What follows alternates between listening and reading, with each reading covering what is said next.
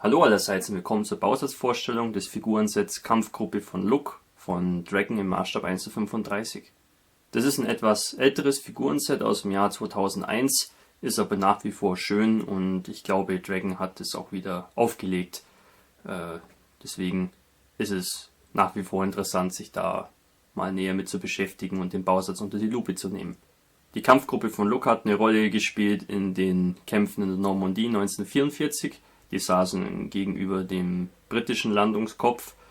Kommandeur war der Hans von Look und die Einheit bestand aus Elementen der 125. Panzergrenadierdivision und dann noch ein paar Sturmgeschütze und 8.8 Flaks und so weiter dabei. Also so eine gemischte Einheit, und da wurde dann immer der Terminus Kampfgruppe verwendet, weil es ja keine spezifische Einheit war, sondern eben gemischt. Soweit so gut, dann schauen wir mal rein in die Schachtel. Die Schachtel öffnet zur Seite hin, so wie man das von Dragon kennt. Ganz klassisch, und ja, die Gießäste sind eingeschweißt in Folie. Ist eine vernünftige Verpackung. Bei Figuren geht auch selten was auf dem Transport kaputt. Auf der Rückseite der Schachtel findet man dann die Bau- und Bemalungsanleitung. Das ist jetzt nicht wirklich kompliziert. Wir finden hier oben eine Farbtabelle.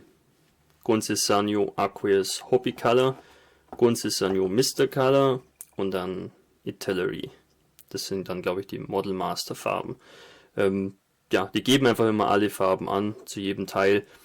Dann hat man eigentlich nur die Nummern. Ist ein bisschen ungeschickt, aber dafür ist es hier in Farbe und man weiß dann auch grob, welche Farben man wählen kann, wenn man jetzt keine Farben von dem jeweiligen Hersteller hat. Ist jetzt nicht so ein Drama. Dann sind die Teile hier einfach benannt, wie sie im Gießast auftauchen. Ist jetzt auch keine Kunst, das zusammenzubauen. Trotzdem wird es hier mal noch erklärt, wie und was.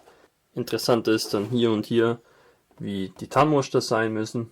Davon leben die Figuren in dem Fall doch ziemlich stark. Haben wir hier einmal Sumpftarn und dann Splittertarn. Das ist nicht ganz einfach. Gerade das Splittertarn muss man ein bisschen üben, sicherlich nichts für den blutigen Anfänger. Schauen wir uns jetzt die Plastikteile an. Hier am Hauptgießast finden wir die Figurenteile. Bis auf die Bewaffnung ist hier eigentlich alles dran. Wenig Angusspunkte, das sollte das Auslösen deutlich vereinfachen. Qualität ist so, wie man es eigentlich von Dragon kennt. Ein paar kleinere Fischhäute hier und da, aber jetzt nichts wirklich Schlimmes. Gut finde ich, dass bei den neueren Dragon Sets die Befestigungspunkte der Helme woanders sind. Wie man sieht, es ist nicht wirklich elegant, es kann leicht ausbrechen. Da muss man vorsichtig sein, wenn man die Teile auslöst. Schauen wir uns das nochmal aus der Nähe an.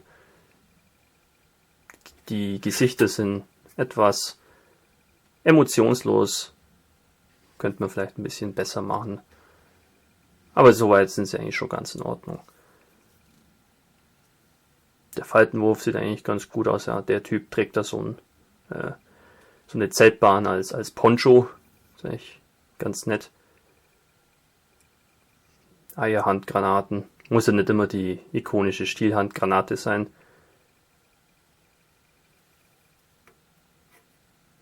Ja, hier an der Seite sieht man ein bisschen Fischhaut.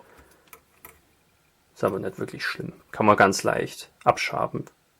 Also die Uniformdetails sind eigentlich doch recht scharf wiedergegeben. So Koppel und so weiter. Ist alles scharf abgesetzt. Dann tut man sich beim Bemalen auch etwas leichter. Das Fernglas hat zwei so dicke Anguspunkte. Ich schaffe das irgendwie nie, die Ferngläser so auszulösen, dass sie nicht irgendwie in der Mitte auseinanderbrechen.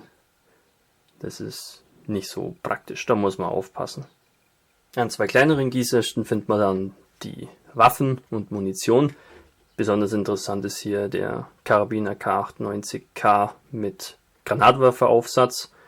Ansonsten hier nur Patronenkisten und Patronengurte, die allerdings nicht wirklich toll aussehen und auch etwas brüchig sind. Ich habe das nie wirklich geschafft, die schön anwenden zu können. Sind in der Verarbeitung nicht wirklich brauchbar.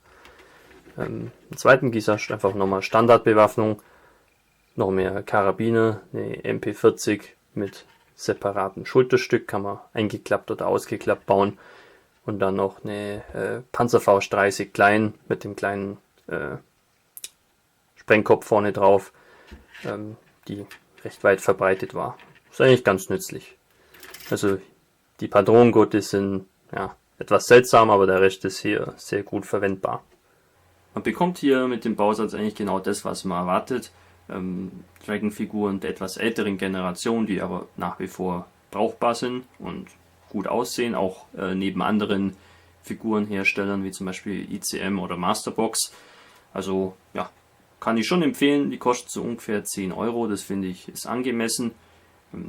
Posen sind eigentlich ganz interessant, man braucht ab und zu auch mal ein paar kämpfende Jungs für seine Szenen. Die Herausforderung hier ist sicherlich die Bemalung der Figuren und vor allem dann die Tarnmuster, die doch relativ aufwendig sind. Das ist eine Sache, die ich persönlich noch nicht wirklich gut gemeistert habe bisher.